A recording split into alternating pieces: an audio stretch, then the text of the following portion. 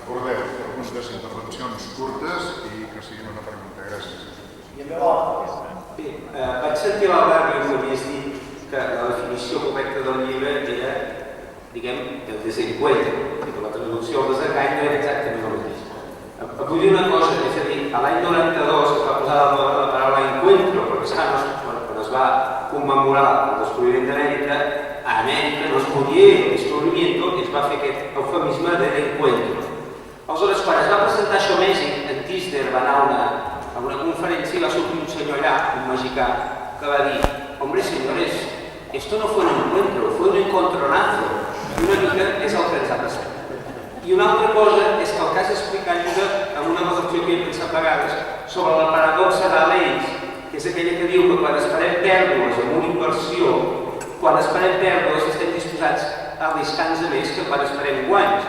Aleshores, en el fons, el que ens ha passat, em sembla a mi, no sé què opines, és que nosaltres hem vist que l'esperança d'estar dintre Espanya és una esperança de pèrdues, perquè els problemes que nosaltres tenim no ens els volen solucionar i per tant al final de veritat ens hem arriscat.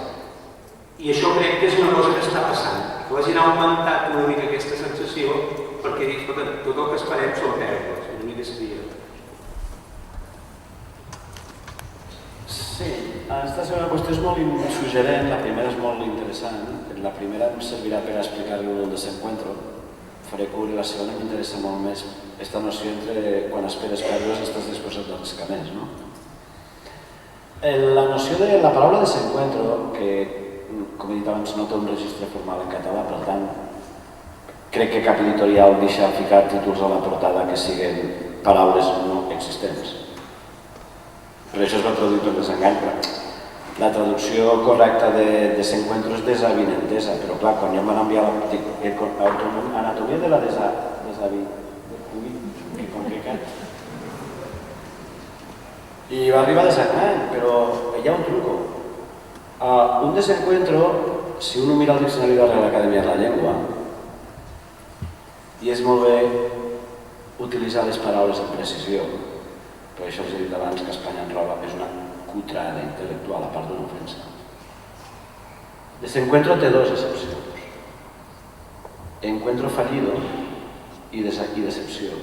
Per tant, desengany és una traducció legítima. Però l'encuentro fallido no té càrrega de decepció, és escèptic. I el desengany, la decepció té càrrega. Jo crec que això és l'aplicació tant dins de Catalunya com fora. La polisèmia, perquè jo crec que la gent que era més de l'espai nacionalista no ha tingut un desengany, no ha tingut una decepció. No tenien massa esperança, era una cosa que s'havia de provar, però la noció de blindatge en l'espai nacionalista és dels 80. La gent que tenia més la idea de transformar Espanya sí que tenia més esperança i per tant no s'hi aplica el de decepció i desengany. I a la vegada a la resta d'Espanya de decepció no molta, desencuentro, perquè molta esperança, no hi havia cap problema a resoldre, per tant. Però la polisèmia aquesta m'interessa molt per això, i perquè crec que s'ha de ser molt precís en l'ús de les paraules en el debat polític. La qüestió que vostè ha explicat sobre l'anàlisi de si veig que he de pregar més cada mes, jo crec que el que hi ha de fons, jo tinc una sort de tenir una dona nascuda, criada i estudiada a Màlaga, que ha viscut més anys a Màlaga que a Barcelona, i de quan en quan me tradueix coses. I el tema diu és que nosaltres anem 3 vegades a Màlaga, i diu és que el que està passant aquí és una cosa que un ha de ser. És com dues societats que la seva dinàmica ha pres camins divergents, ha pres camins diferents. En el cas d'Espanya, això en principi queda molt abstracte, però quan vas veient com les coses avancen, en el cas d'Espanya, l'apertura que significa estar a la Unió Europea, les restriccions de fora, la flexibilitat territorial, la flexibilitat als estats-nació, la flexibilitat els posa malalts, perquè introdueix molta incertesa. Per això a França no reformen res, excepte la vida de parella dels presidents.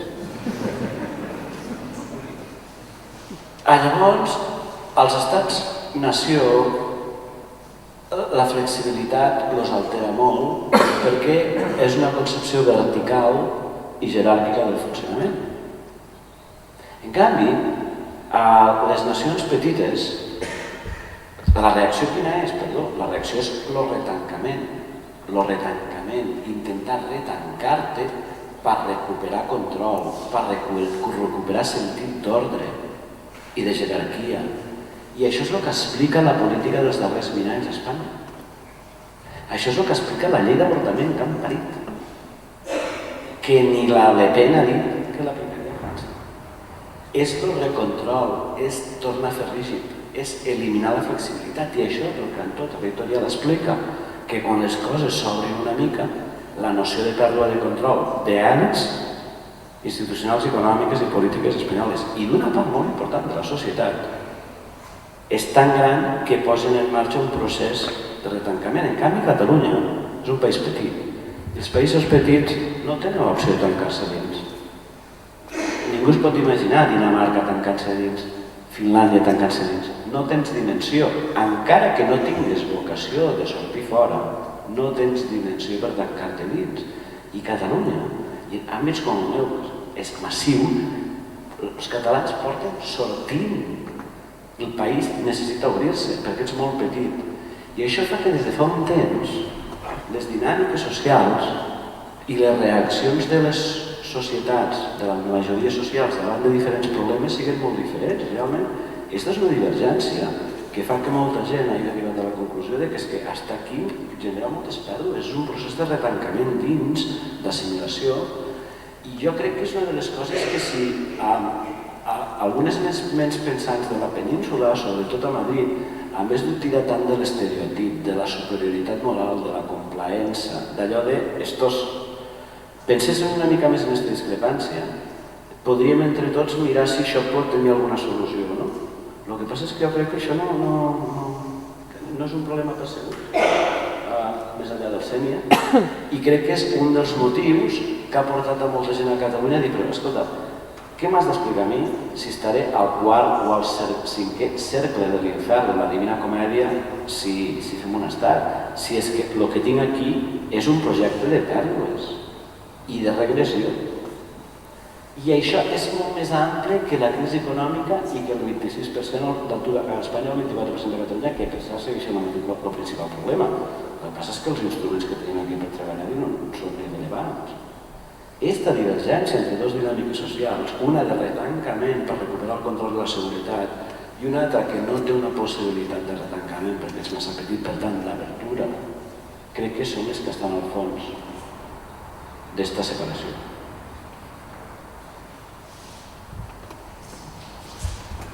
He dit separació perquè, escoltiguem, passa el que passa en l'estat, la separació està feta. Sí, ara, no acabo amb els seus carregats com els que... Tinc en compte una cosa, si un se fica fred, i ho analitza com una organització estatal, en el que ve acumulat de temps i el que està passant els darrers anys, jo no veig la possibilitat, per molta voluntat que s'hi posa, de que Espanya com a estat en Catalunya dins funciona bé. Perquè la separació mental, no emocional, la separació mental i de camins és tan gran que crec que no té marxa enrere. I si algú pensa que per la força ho pot evitar, el que es trobarà és un caos estatal per dècades. Perquè una organització, quan dic la força política no m'ho prenguem, totes les variants. Perquè tu pots impedir que altres marxen, però no pots fer funcionar bé la teva organització quan la separació mentalment ja s'ha produït. Crec que s'hauria d'estar més debatint això a Espanya i no tant aquestes històries d'aquestes mogudes, no?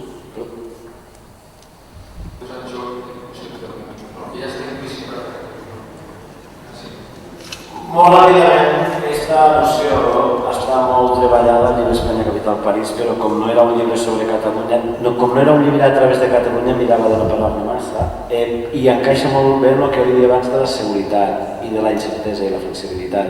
En un estat que es construís reconeixent la seva realitat, gestionar el conflicte de realitat és la seva feina.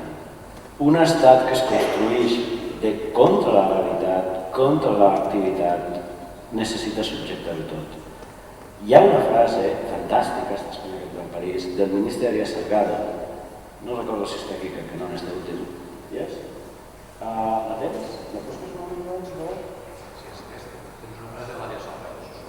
Hi ha una situació, és l'any 1966, quan el govern decideixen concentrar les inversions a Madrid i, a més, accentuar la radialitat que no s'havia perdut en el govern del PSOE, però s'havia atenuat.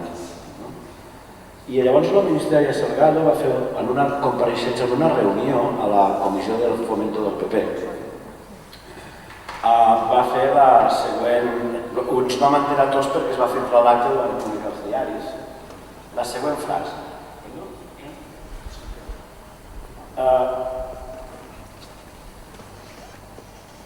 Aquí no està reproduït tot, però l'hi explicaré igual. És quan explicaven que centrarien la inversió a 200 quilòmetres de Madrid per fortalecer el centre peninsular. I a l'altre llibre explico amb més detall i dono més frase. Que, clar, això venia d'un diagnòstic i és que el dinamisme econòmic del corredor mediterrani havia estat excessiu i presentava problemes de dinàmica política molt forts de cara al futur.